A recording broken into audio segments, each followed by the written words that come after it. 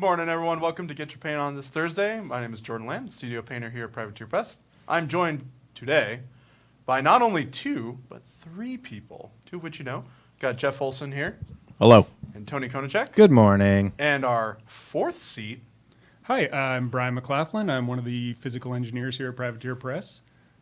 Basically, I take the miniatures and get them ready to go for production. And yeah, Brian's joining us as a guest today. He is going to be hosting another hobby hangout that we have planned for next week. So you'll be able to tune in, see Brian, show you how to do some cool stuff with models. Awesome. So let's move on to a couple announcements, guys, real quick. Let's go to the mini crate. So we've got Brew Bearer, which you can get by subscribing by September 19th, and the Transfer Dancer, which is the new VIP subscription model. And then for our L5R mini crate, just rotated, we got Asawa Tadaka. Yep. And Correct, you got it right. Yes. Woo! Shosuro Sadako I'm writing down one score for you. is our VIP model, which should be rotating sometime in the near future-ish. Then we got our Savage mini crate. We've got Solomon Kane and the VIP King Conan model. Which people are starting to get their hands on. But yeah, I have seen a couple of people post that they've gotten theirs. So and the Solomon Kane is September. Is that Pardon me. 13th? What does it say up there? it doesn't say anything. It doesn't say. I Oh, didn't. wait, 12th. Look at that. I gave you actual. He gave me all the information that he needed on a little post-it note. Let's go to the streaming schedule. Boom. All right, so we got Dev Hangout Wednesdays, Thursdays. We got Get Your Paint On. This September 10th, which is a week from tomorrow. No, that's not. That's next. Yeah, that's next Monday. It's next Monday. Yeah. I was about to say that's not 7 days. No, we got a staff showdown Tuesday. on Monday. Tuesday? It has to be Did I Tuesday. say two? I said two. Okay. Okay, Let's hold go on. back. Everyone stop. September 10th is Is Tuesday. it Tuesday? Okay. September 13th, however, Is a Friday. is a Friday. Yeah, that's Friday. I was about to say that was wrong, and then I realized today is not Friday. Big stream schedule next week. All right, so now you guys know what's going on. One real More or quick- less. Yeah. More or less. It's also probably worth mentioning that we are moving. Yes. And so our schedule might be interrupted. Yeah, Hopefully it won't. We're working to make sure it's not. But there is a possibility at some point in the near future we might have to announce that some stream is something because reasons. Yes, and if We that will happens, keep you we will guys let you know. informed. Yeah. Cool. Let's move on to the Hobby and Terrain blog. So this is our Hobby Press. Jordan just got back from Nova. Yeah, obviously I've just gotten back from vacation. This is our Privateer Press Terrain blog, updated very frequently by Danny Samuels himself. He's got a couple of things that he's working on for the studio and some new stuff that he's added from his stream this last week. Actually, can you do me a real quick favor and reopen that artillery piece? Yeah. Because actually I saw a comment there. It says, you guys plan on selling bits packs. Correct me if I'm wrong, but didn't we actually put on our store like a bits pack of those parts so you could make the model? The parts for this kit, or it's not a full kit. Yeah, it's something It is a conversion kit. It's a kit bash, but the parts that you need to build something similar to this are available as a package in our online store. So if you go on YouTube and want to watch, if you missed it last week, that Hobby Hangout episode with Danny, you can watch him build this kit, and then you can go into our online store and type Purchase in the individual Hobby pieces, Hangout, yeah. and I think it's a package for $15, and you get all of the major. Yeah, there's no rules or resin anything for it. parts. It's just a cool thing to put on your Cool table. piece of terrain. Yeah. Yeah, this thing looks great. I saw him building the initial one, and it was looked really fun. So now we're going to get to the model, which you guys may have seen earlier today, was the Void Arc. That's it. And this is a big boy. This is a big Can we get a boy. hand for scale? Your big beef nuggets of a hand. Paint There you go, pot. paint There's pot. a paint we go. bottle. Yeah, there. Yeah. So scale reference, it's pretty big. It's pretty big. So the one thing I really wanted to do is let you guys pick what color I'm going to do the glow. So I had Tony set this up so that we could get a poll going to see what color you guys wanted to see on the glow. Okay, let me post that right now. So here's the link. It's coming into Twitch chat. There it is. And then for Facebook, there's the poll. Tony and I certainly had a an idea of what was probably going to be the most popular. I definitely have my pick. Yeah. For not what I want, but what I think chat is going to choose. Mm-hmm. This is my seeing how well I know you folks. Jeff was really pushing for like a black glow or something on there Yeah, too. Just Jeff wanted black glow. It's going to be a complicated one. If you were going to actually do like a Yeah, black Striker. glow, would you have some clever way to actually pull off a black glow? I mean, it wouldn't be black. It Sure. would be like a really dark purple Right. Yeah. and like a gray gradient. I I have some a guess ideas. on what I think the chat is going to choose. Oh, is it the same as me? No. No. So we're going to leave this up here for a minute or two while we let y'all get in there. And well, maybe you should try harder, Jeff Hanley. I think the straw poll wants your input. Let's get started on this model. Let's get started on this model. We'll get some paint on here at least. How many pieces was this guy? This is 5 pieces. So this whole I'm gonna guess wing, torso, lower body, arm. no. Oh. So arm, wing, body. Oh, so the whole upper This- body and lower body is this one thing. All the head, the torso, all of this swirliness is one piece. Nice. Yeah, it actually goes together really, really well. I Yeah. know Chris in the back, one of the other physical engineers here, put a lot of work into getting that thing Yeah, it shows. fitting really nice and tight. Yeah, it fits really well. The arms are a little bit weird when you're first putting them on because they have a very particular way that they sit against the shoulder. Yep. But like once you find that seat, they fit really well. Really, really, really well. Yeah, in particular, he was really proud of the work getting those wings to fit on the back there. Nice. Yeah. Let me see if I can kind of show you guys where these go in. So if you can Oh, see. and are the wings one piece or yeah, are they two? so this whole bit right here is all one piece. And it slots in right at this connection Okay. right here. Oh, see if okay, I I can see. get that on stream. I can see these wings if So you we can sell these see as like individual bits being a very popular bit Yes. sorter. Just Yeah, to, these just are to slap actually really wings on good. everything. They have a really good connection point if you wanted to convert it and put it on other stuff. I could see a lot of like really cool conversion model or convergence models using these wings. Just all of the Archon's wings that we've had so far would be killer on a lot of models. Most of them. This is definitely the best as far as like functional wings to do, but because the other ones like connect to each other and then go into the back of the model. So let's see what the vote got us. Are we calling it now? Yeah, I said Okay, a couple minutes. Let me make sure. 10 I was right. Yep.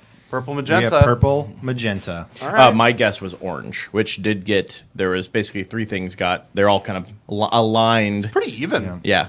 But To be honest, I was expecting much heavier. I do need to towards point the out, Jeff, purple. that orange is it's still a wrong answer. Sure. Okay. I mean, orange is a little bit more. It's not like a traditional color you see Sure. on a lot of models, which is why I typically like to have a lot of orange on models because it tends to make models pop and be very different than what you might be Other up things that are out there. Yeah. Yeah, a nice bright orange model really pops and stands out on a table. Yep. I also hadn't factored in the Travis factor, who will always vote purple. All right, so first things first, I'll kind of put this on the palette cam so you guys can see what I'm talking about. So I'm mixing up just straight murderous magenta into like a really watery glaze. And I generally with glows, I start with the brightest color, which is white, which is why the base of this thing is completely solid white. And then I'm going to go with the next color down, which is going to be this really bright magenta color.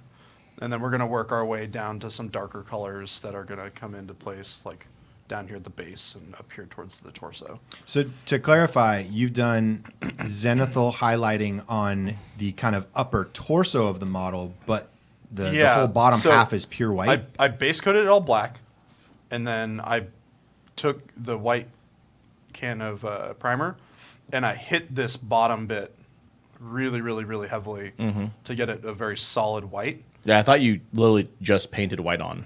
Yeah, no, the primer does a really good job of kind of getting in there and and getting that white solid. Now, for technique on something like that, did you just like freestyle your can at the bottom half of the model, or did you use I some kinda sort of just did shield like on the a top half? Masking, as Yeah. it were. I didn't even mask it. So if I had masked it, you would notice a much, like these arms would not be nearly as white. Right. There'd be less of a gradient for sure. It'd be like a hard line between the... Exactly. Like the torso would be really dark down here.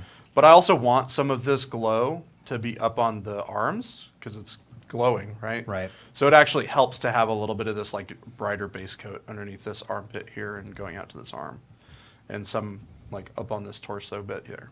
All right. So get some gonna get some of this base pink coat on there. Just Oh, that is lay it down. too watery. Oh yeah. Holy snap! Oh, good Foley. I know. I'm getting a lot of practice.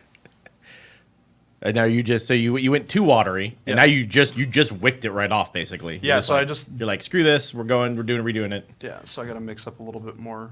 And that's paint probably into something that I think a lot of people who are a little bit fresher to painting don't understand that, like, yeah, if you mess up, you can literally just pull the paint off if it's like still super wet and not really have an impact on your model. Yeah, it's too just much. like a wet eraser. Yep. it. Yeah, especially when you're using like glazes like that, right? This is so weird. Something is weird with this this primer. It dried like a really hard candy shell.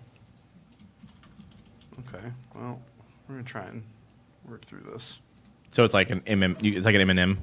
Kind of, yeah. Got a It's nice, like the water is beating up on the surface, which is very bizarre. That's not really something that I'm used to. You probably shouldn't have laid down those 30 layers of varnish on top of the model Didn't before varnish paint. it at all. Didn't varnish it at all. Just But a- it looks like I can kind of work through that that weirdness. So one of the big things that you want to focus on when you're doing a glaze like this, and it's a little bit harder to do when it's acting this way, but you always want to work the glaze to be really smooth.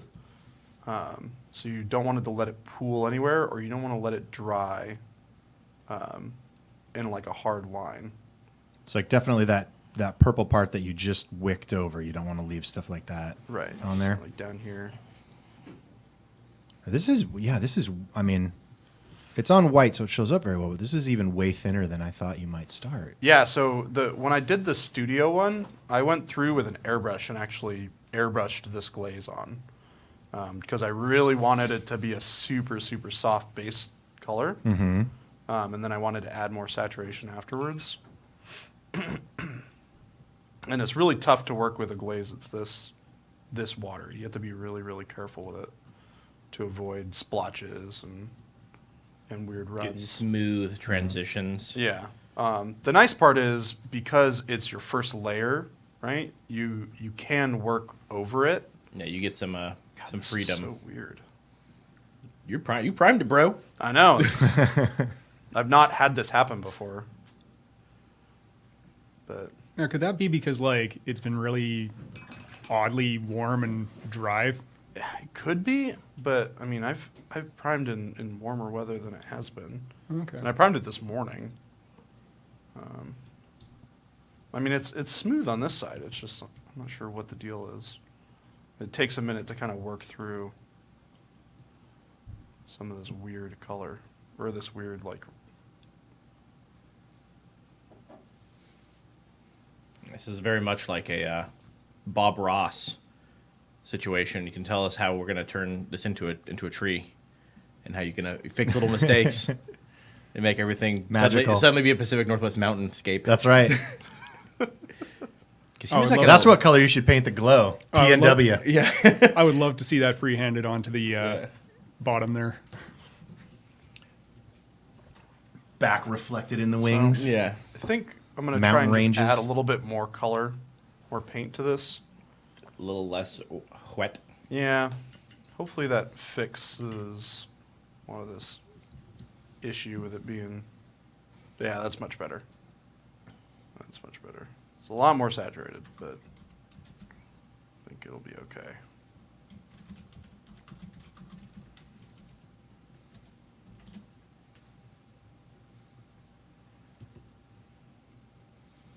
And this is part of the reason why I decided to airbrush that first layer on the studio one, is because you can get this first gradient really, really smooth. Smooth, yeah. That's like one of the big benefits of airbrushes, right? Is Yeah. the smooth application, the even application, as it were. So, I mean, for purpose, so if people have an airbrush, would you recommend putting it on with an airbrush versus how you're doing it right now, Yes. if that's an option? Yeah, if it's an option, definitely use. Okay, use so it's not just a time saver; it's an overall quality yeah. of application. An airbrush Yeah, is really it probably takes longer to do with the airbrush. Okay. To be honest. an airbrush is just really it's a tool like any other. It's Yeah. certainly not something that is like required, Right. But there at the same time there are people who like only paint via airbrush. Yeah, example. well, and I go the other way. You know, if you kind of like a more painterly finish Yeah. on your models, you still might want to do it by hand. Yeah, there is literally something to be said for brushstrokes and stuff like that hand element, as Right. it were, right? Definitely adds character. How often would you say you use a airbrush on when you're painting studio models?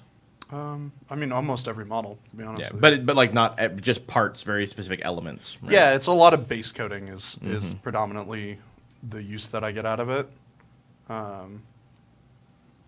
Eric Swinson says, and he's an authority because he beat you at Nova. He did. He did that. He recommended dry brushing some white onto it to help give a little bit of grip. Yes, I could do that. But seeing as that this is already drying, if I'd done that beforehand, would have been a lot better. But So now that it's like all drying, I don't want to mess with it. so dry brushing Moro white over your white primer to give it just a yeah, because stickier surface. I think the problem is the primer dried super glossy, and created that like candy shell on the outside, which is causing this weirdness. But it's really hard to get under here. Okay, we'll move that logo. Give me just a second. Look at that. Good call. Thanks, Stryker, for letting us know.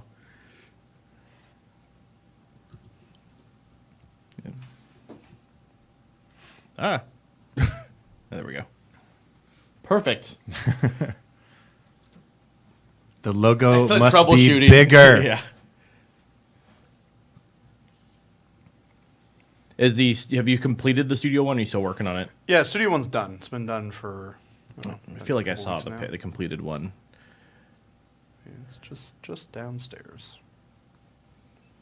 And we've got on our we got a picture of the finished, or not the finished studio model, but the in progress studio model as our Yeah, the opening current. shot. Yeah, so the image that we have up before we actually go live. I think it was actually the Arcon that I was like the most surprised to end up liking the most, if that makes sense. Like I obviously like had an expectation of like what the Minoth Arcon and the Morrow Arcon, all that kind of Yeah. stuff would be, and they all turned out great, and I liked them all, and they're very much kind of fit my image.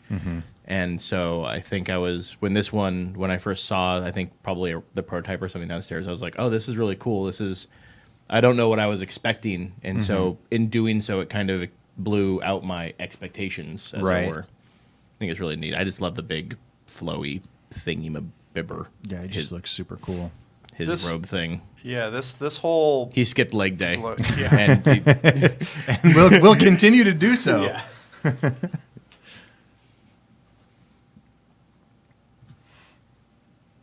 If someone was really clever, they could totally convert this into a mermaid. That's a lot of work. But yes, you could definitely do that.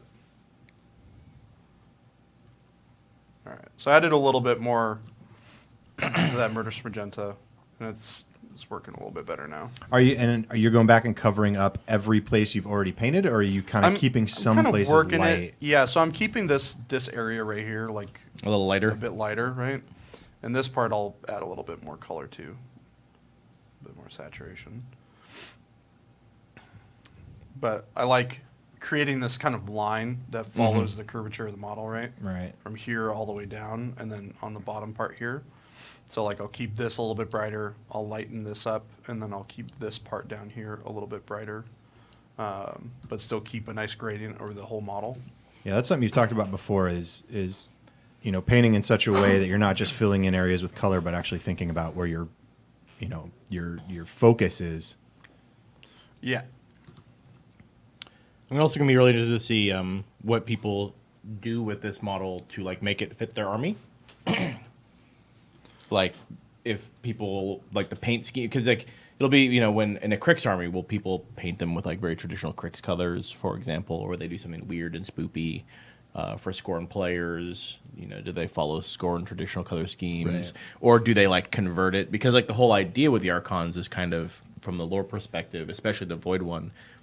It's like you perceive it in the way that you yourself would like perceive an angel kind of thing. And so the Void Archon is supposed to be kind of weird and nebulous because it's this kind of out-of-body creation thing. But you can see it has, cool aspects. Like the helmet, to me, looks kind of Crixian. It's got the holes, and the wings have kind of that clockworky convergent stuff and whatnot. So it'll be interesting to see, like, what people do with this model. If they convert it heavily or if they just paint it to, like, match the aesthetic of the army that they're fielding it in, right? And if it's anything like that movie Contact, then they'll show up as like, my dad. Someone's dad. Yeah. Jodie Foster and who else was in that one? David Morse. Yes. I think that's who that is. Jordan has no idea what we're talking I about. actually have seen that movie. hey, I've seen that movie. I don't remember if I've seen that one. Contact? Yeah, that one was like the big Matthew McConaughey was in that. You one. want, you want some proof that I've seen that movie? I believe you. They're doing it like a hearing at the end of the movie. Yeah. Yeah. I've seen And then there's like 30 hours of blank footage. Yeah, or whatever they're it like, is. you were missing for this long, but there's which is 30 hours just of like footage. yeah. It's like you went the ball went through and it came right in. Ooh, yeah. We got a couple little questions on here. Dragon Pup, how many pieces is the Archon? We talked about this at the beginning, but I do forget. what the 5. total It was Five. basically the body, like the whole body itself is one piece, then a pair of wings and arms, right? Is that what you said, Jordan? Yeah. Yep. 2 wings and 2 arms. And then what was the other one? Gecko in a suit. How much is this thinned? I don't think there's a specific ratio. Very, very watery, but I can kind of give you an idea.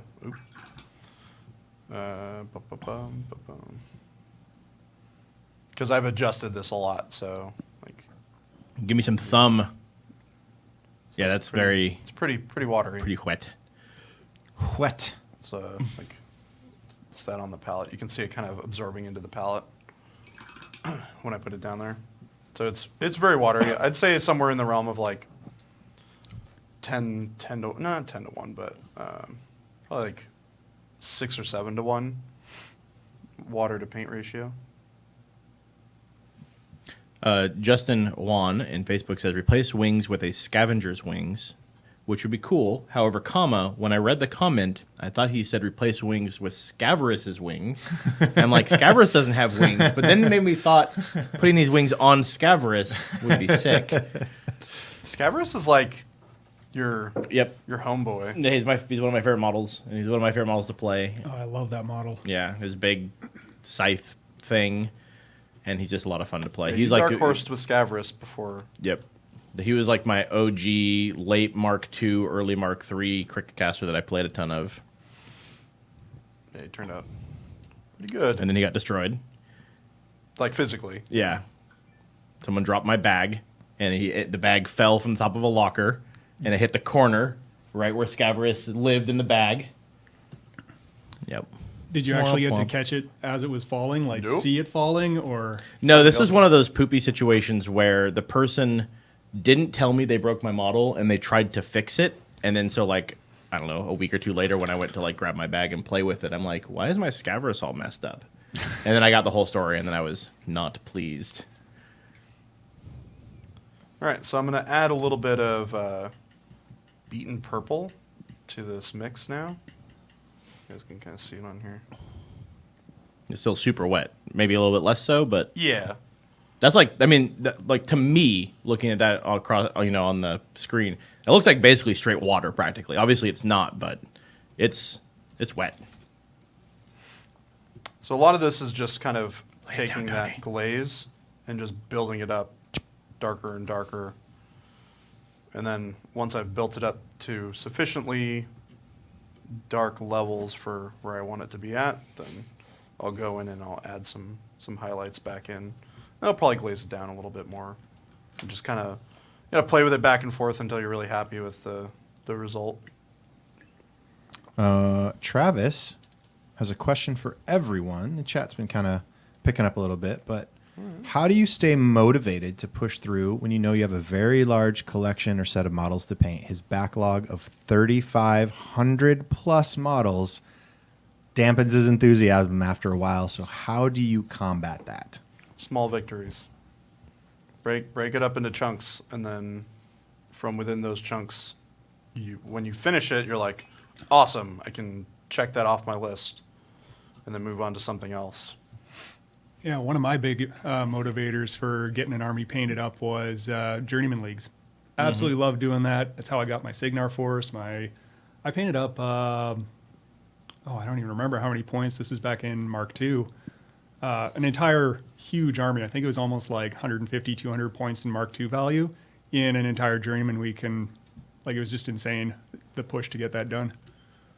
Yeah, little projects like that where they're playing the game or socializing or building your group as an element of it goes a long ways to providing the structure needed to build a big thing like that. So yeah, my advice would be come up with a list, for example, build, I'm going to make this 50-point Infernal Army or whatever. And then set that as your goal and paint that. Yeah. And then play with it, and you do it as part of I want to have it painted for this tournament next month or whatever. Or Journeyman League is definitely an incredible option, and then it's done.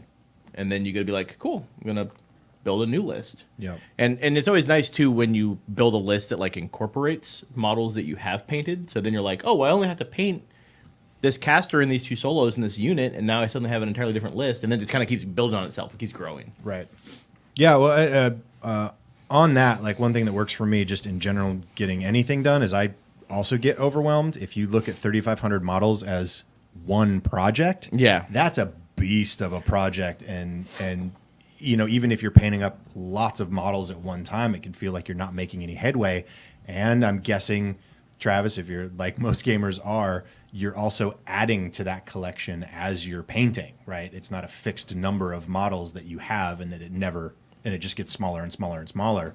If you're adding to it, it gets bigger. But breaking them down into, I want to paint Digestible these, chunks. and then, even from there, okay, well, if I'm going to paint up these models for this army, maybe this week or in this time frame, I want to get these done and just these 5 models. And then from those 5 models, tonight, my goal is to, paint their pants blue.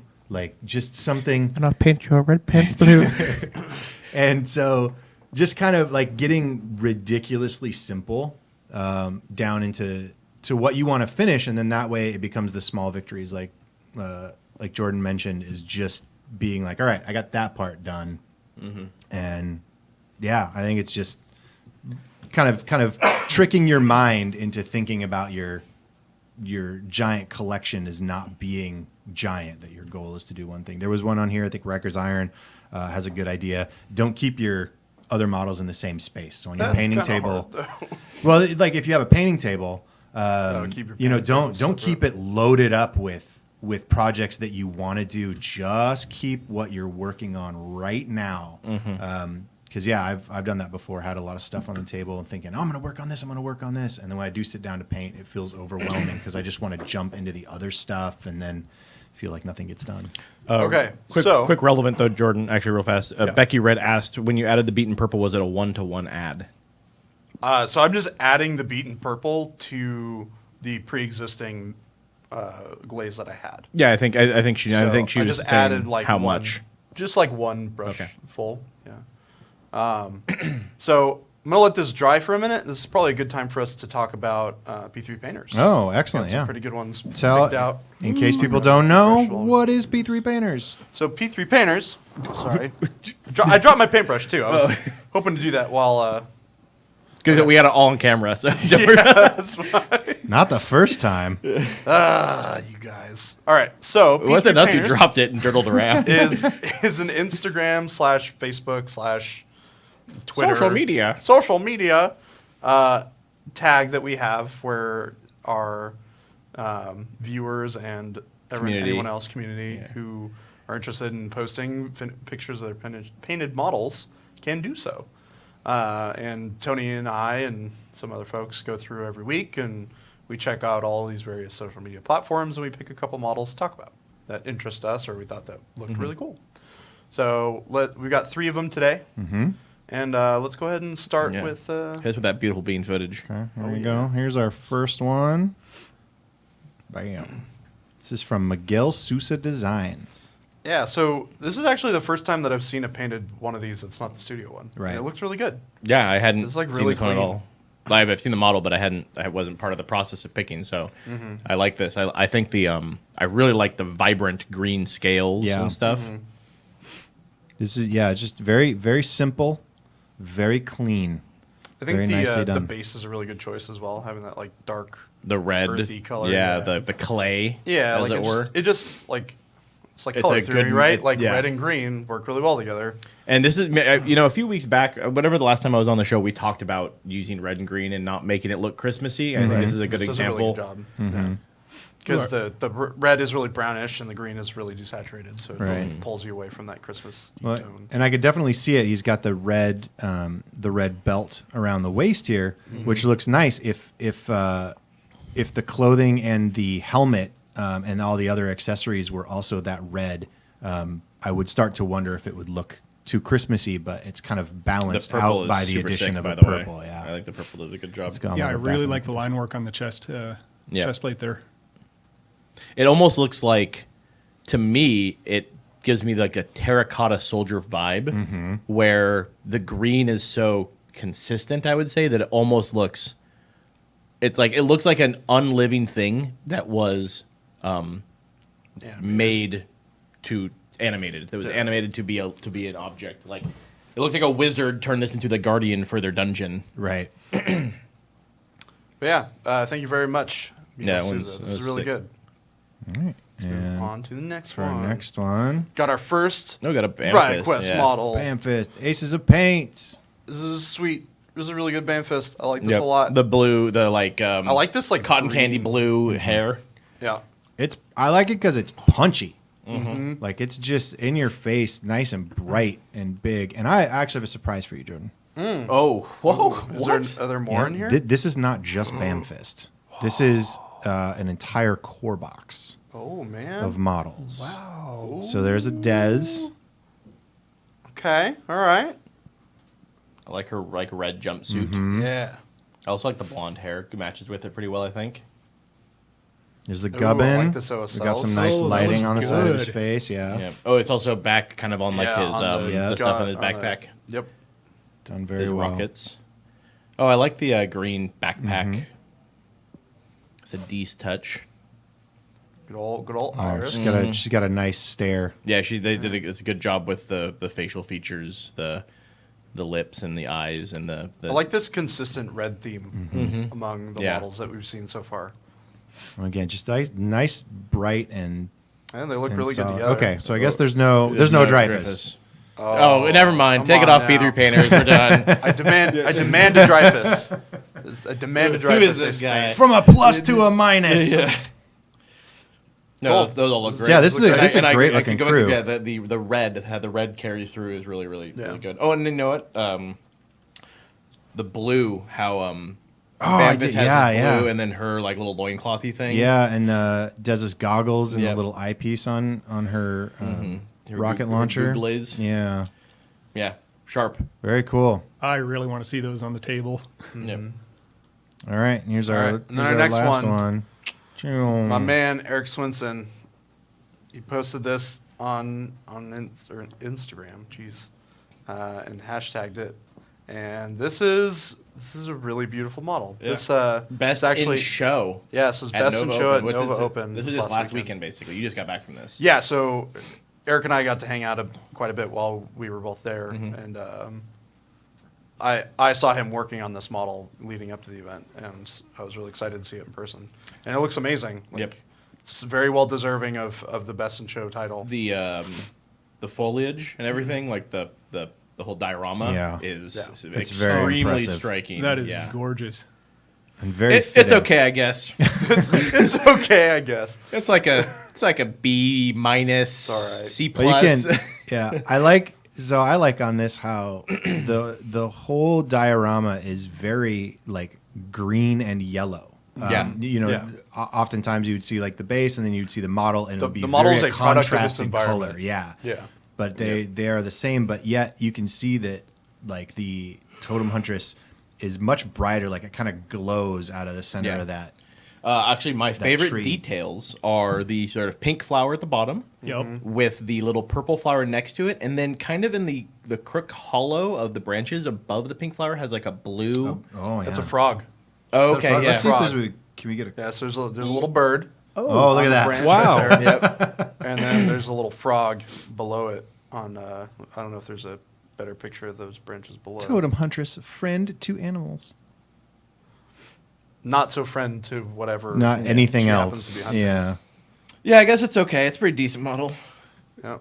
Yeah, this thing is it's pretty incredible. Very nice. Yeah, excellent job, well deserving. Good job, Eric. Thank you, everyone, for sending them in. We love seeing these. Yeah. Do we have a picture of the first loser? We do. We do have a picture of the first loser. Yeah. And Yeah. here we go. This is my runner up. So this is to- Jordan's silver. So I'm sorry. What category did you get the silver? in? So there's a bunch of different categories. Mm-hmm. Eric and I both entered our Totem Huntresses in the single model category in Masterclass, which is they have different like classes with which you can enter models in. They have Mm-hmm. like novice, journeyman, and Masterclass. Masterclass is designed for more people who are professionals in the field. And So you can't just go and like sandbag the juniors. I mean, you can, you can, but if the judges deem your model not fitting of the category, they will bump it up. oh, they don't just So- DQ you because I mean that's kind of a. It's kind of like weight Yeah, classes. no, they're just like, yeah, this is Yeah, not you have to do a weigh-in. this is not a journeyman model. This belongs to Yeah, do Masterclass. people like intentionally like try and like cut their model down to get into lower? That'd be funny, like a weigh-in. But yeah, this is one that I finished up and Yeah, this is when you were working on a Gen Con. Yeah, and I was stuff, working. too. Yeah, you were yeah. working on this if, Gen Con. if anybody was there at Gen Con, they probably saw me working on this in person because I started it at Gen Con. I know that we talked about it and talked about some color combinations. Yeah. So I'm just going to say that any success you've had with this model, I'm claiming a part of that. Yeah, Of at course, least of 10%. course. Are those like supposed to be eggs on the base? Yeah, so I like those. They look cool. pearls, eggs, Sure, pearlescent something, eggs, what a have thing, you. a detail. Yeah. I mean, obviously, it's not as nice as Eric's. His is much bigger and Yeah, better. His is definitely better. but yeah, no, I was We're very really- proud of Jordan, but this isn't going to love- stop me from making fun of him. I love the colors on this. Yeah, actually, Like this is my favorite color combination yeah. that I've seen on a Totem as Huntress. spectacular as Yeah. Eric's is, I really love the blue and red of this one. Is I think really And this is unique a pretty and cool. desaturated photo. Like in person, the blues are like really, really, really saturated. So Yeah, excellent Yeah, job. nice job, Congratulations, Jordan. getting Congrats. first loser. Thank you. Yeah, Congratulations, Eric. Way to Yeah, crush, absolutely. crush the show. Yeah, dream crushing. I Dream saw a crushing, question everybody. about the competition in chat. That Yeah. What's was that? Valandar the Red asking Twitch, do you self-declare where you're going to enter, or do they put you in a place? So you self-declare, right? So when you submit the model, you fill out a piece of paperwork that says, I want to enter this model in X category under X level. So like, And anyone can do that. Like I could walk in with a model and be like, I'm some guy and I want to enter this model. yeah, yeah, and it's cool because it's right. If everybody enters in one single category, then all the people who are in Masterclass are obviously going to win over the people who are maybe novices or journeymen. So I really like that they break it up into like multiple different categories, so everybody can feel accomplished within their own skill level, right? Yeah. And the cool thing is, like the way that they have it structured, if you win best in category for a specific level, you are required to enter the next level next year. So you can't win a category and then continue staying in novice. You go from novice, and then if you win a category, you go to journeyman, and then if you go from journeyman, you go to master class. But there's obviously nothing above master or whatever. That's just where all the correct. Yeah, that's where all the paint nerds are pulling out their big guns. all the paint nerds. But yeah, no, it's a really cool event. It was a lot of fun to attend. Great food as well. Can't complain. Where was it at? It was in Virginia, specifically Arlington. It was right outside of the Reagan not international. It's a national airport. But it's like literally 2 minutes away from the airport, which is really cool. I was about to say, isn't the Reagan? I thought you were saying the Reagan Museum. Isn't that in California? Yeah, no, the Reagan Airport. Got it. In Arlington area. And while you're kind of beginning this, Becky used a good word for Eric's model, lush. Yes, I really like how lush. I like that word. The terrain looked. Mm-hmm. All right, so I'm adding a little bit more beaten purple to this. We're gonna start darkening up this purple down here. And this is probably around the point where I want to start using inks instead of actual paint, just because I want a little bit. I want that color, but I don't want the heavy like paint of it. I just want to tint these areas a lot more. Hey, Jordan, do you mind sliding your paint stand to the right? Yeah. Perfect. There we go. Yeah.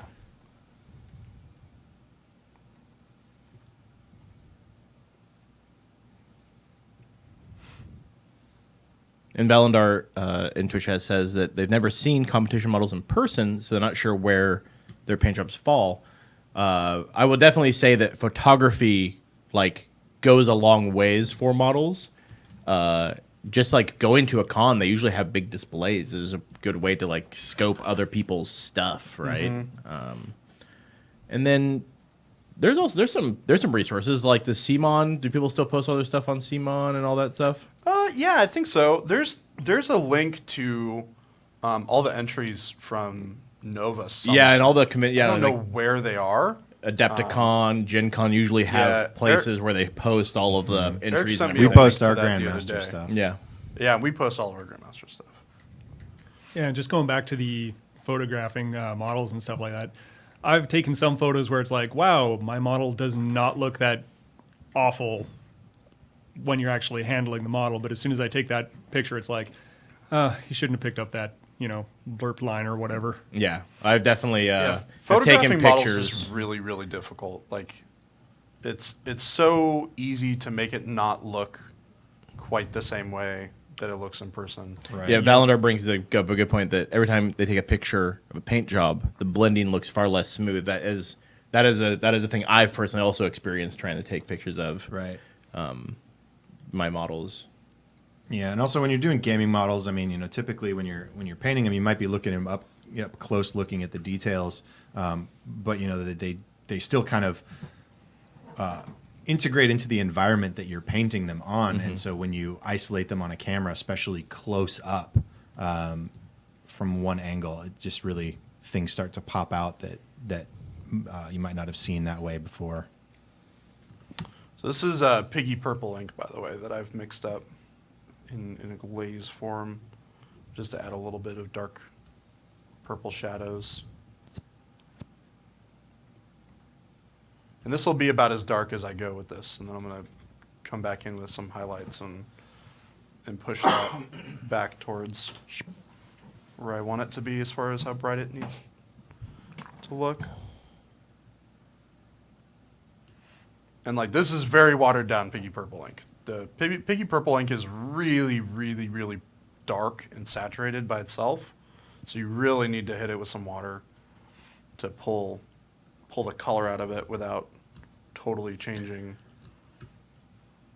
everything about what you painted so far. When you're ready, can you give us a palette hit with that ink just to see how thin it is? Yeah. So. And also, we use this term a lot, and it's entirely possible there are people who aren't as familiar with what we're saying.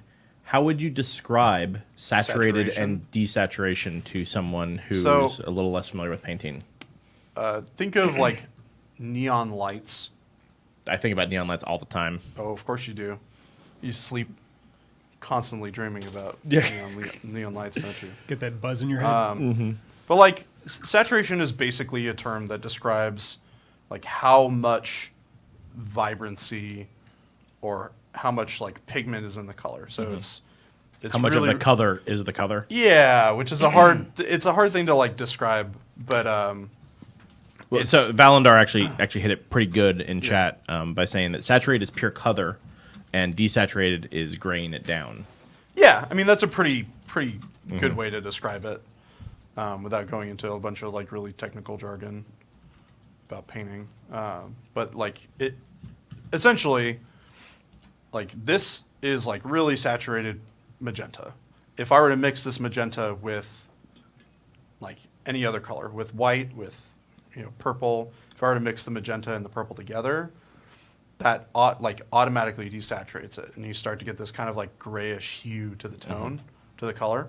So we need some noir kind of stuff. Right? Yeah, so I mean, desaturation is basically like losing color, and there's various different levels of desaturation. But Yeah. Hopefully that kind of helps, because I know we say it a lot, and it might be the kind of thing that people might not necessarily be super familiar with. It's definitely kind of one of those color things. You kind of got to be an artsy fartsy person. I mean, it comes up, and sometimes we forget. Not everybody knows. And we also have Maria Chlodaz from she's the fine lady who does the Ace of Paint stuff, and we feature her stuff a lot on P3. Yeah, she does a dope job. I also totally slaughtered her last name. We see a lot of Ace of Paint Yeah. in the Instagram, and it's always very eye-catching. So nice keep it job, up. Maria. We definitely see your model photos quite a bit. Hanley says, whether it's correct or not, in his head, when he thinks saturated, he thinks it's a synonym for vibrant, which is probably certainly not pretty accurate. I mean, it's a scale, Yeah. right? So either high saturation or low saturation. Trotsky DM says, when would you want to saturate or desaturate? I think that depends entirely upon A, what your goal is for the model that you're painting, and B, how you are going about, like what environment you want the model to be in. Like for a great example, right? Like this, if I wanted to have a really desaturated glow, it wouldn't look like it's glowing as much, because glows tend to be a little bit more saturated. You can do a desaturated glow, but it's not as eye-catching, right? Whereas like a lot of the models that we paint for the studio, or I paint for the studio, have been painting for the studio, like Iron Kingdoms is pretty desaturated. Like if you look, there's a lot of gray, there's a lot of like... It's very gritty. Gritty, down to yeah. earth. So like gritty, kind of the gritty aesthetic. is generally something you'll see with a lot of like desaturation. Also, our paint line has a lot of really desaturated colors. Like Moldy Ochre is a really great example of a really desaturated yellow. Yeah. Right? And I mean, I might be able to pull up... I think I have Moldy Ochre in here somewhere. I got a big bucket of paint right here. Ah, there it is. So, Paint bouquet. yeah. So, just as an example, that is Moldy Ochre.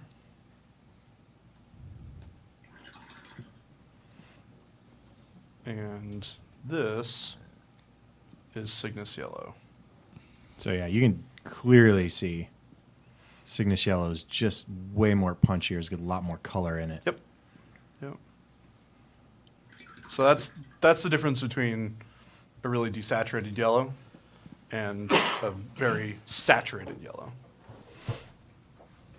And I was kind of looking at chat and doing some other stuff when you were talking about the definition of saturation. Did you cover how to desaturate colors? I did not. Okay. But generally, in concept, anytime you mix two colors together, they will inherently become less saturated than they were before. So the more things that you mix together, the more paints you add together. Is there a way to increase the saturation of it? Using inks is probably the best way to do it. Yeah. But also starting with a color that's more or less what you're looking for from the get-go is probably the best way to do it. But basically adding pure pigment is the only way to like add more saturation. that's actually not what I wanted. It's the wrong color. So this is Carnal Pink and Murderous Magenta. You're mixing these together for more. Yeah. Yeah, so this is for the highlights that I'm putting in right here.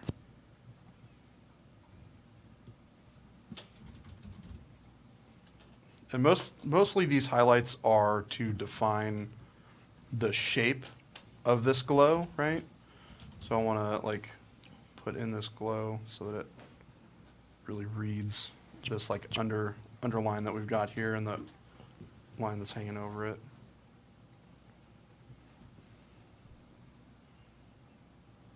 Blend it in with some of this darker color.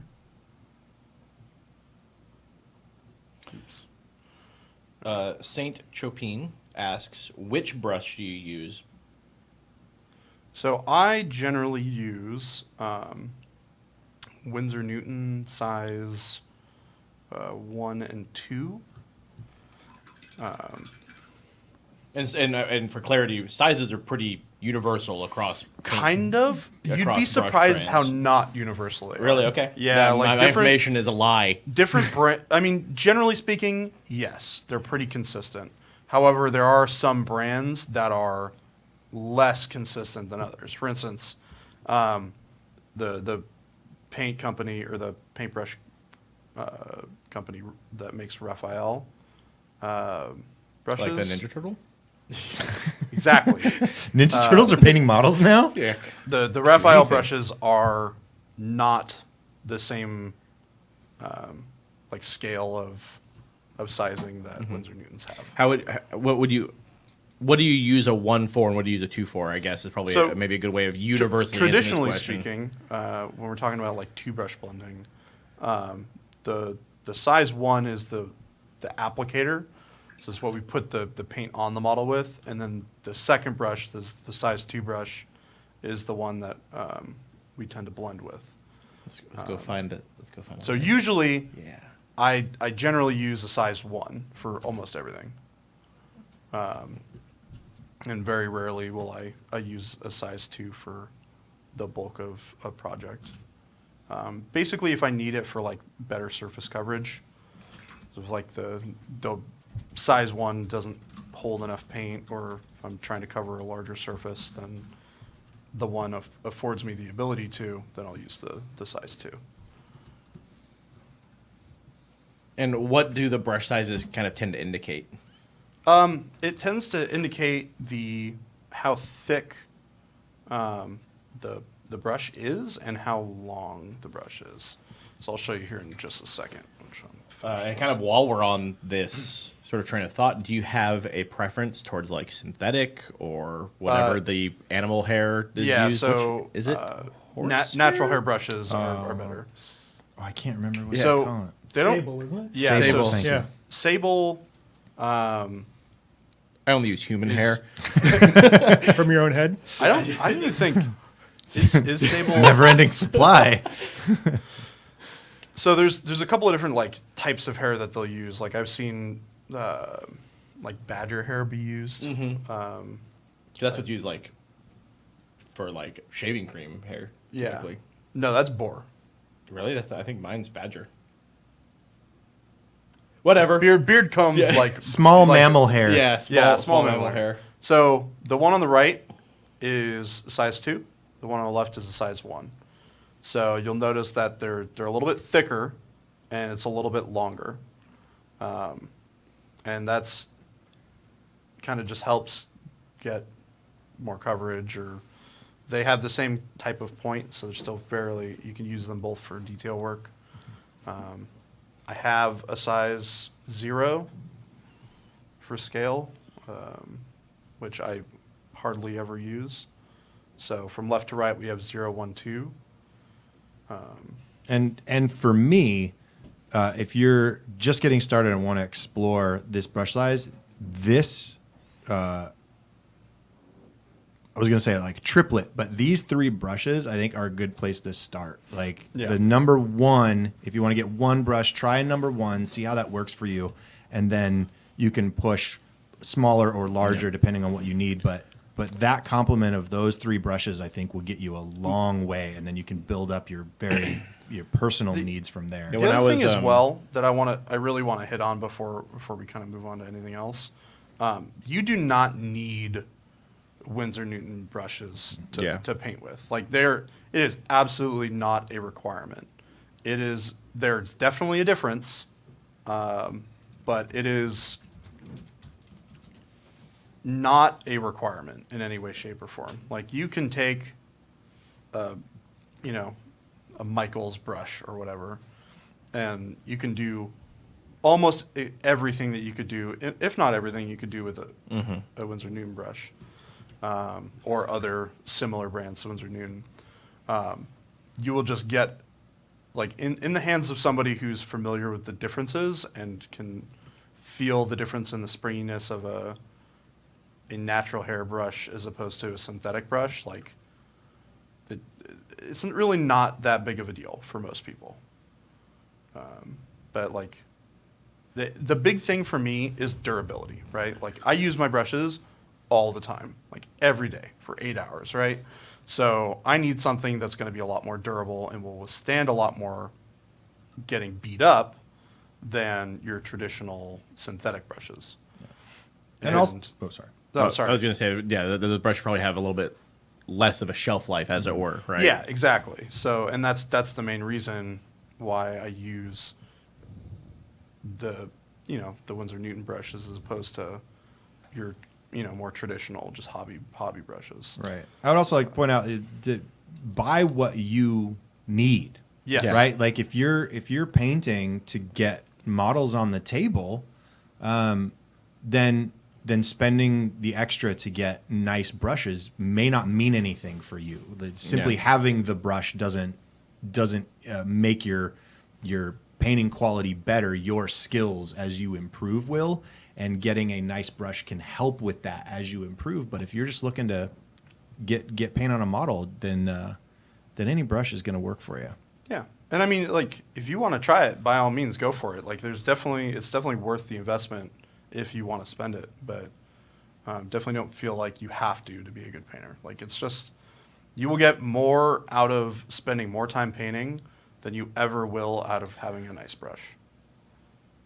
Yeah, when I was working at Mox, I always, when people were starting off painting, various companies have kind of starter packs or whatever the case may be. But my recommendation was always like a 1, a 2, and a dry brush. Right. And those 3 brushes right there will do literally 99.9% of the painting that you will be even bothering to attempt for the next however long. I have a full jar of brushes. I don't know. There's probably, close to 20 brushes in that glass jar. And I think I use 4 of them on a regular basis. And one of them is the junk brush that I use to apply Stuff. The one that's glue got with, right? right? It's got paint all deep in the ferrule. Yeah. Oh, yeah. It's nasty. I just like to say ferrule. Feral. Eric's got a good hot tip. Metallics will wear out your good brushes faster. Yes. Yeah. Like, using crappier brushes for Metallics is definitely... And now is that because of the like literal metallic flakes? The yeah, flakes, so it work gets their into way the brushes down. and it starts to tear them apart. Yeah. Yeah, for people who don't know, that metallic paints actually like have tiny pieces of whatever material in there that gives it the kind of reflective quality of metallics. Mm-hmm. And yeah, it smashes up your...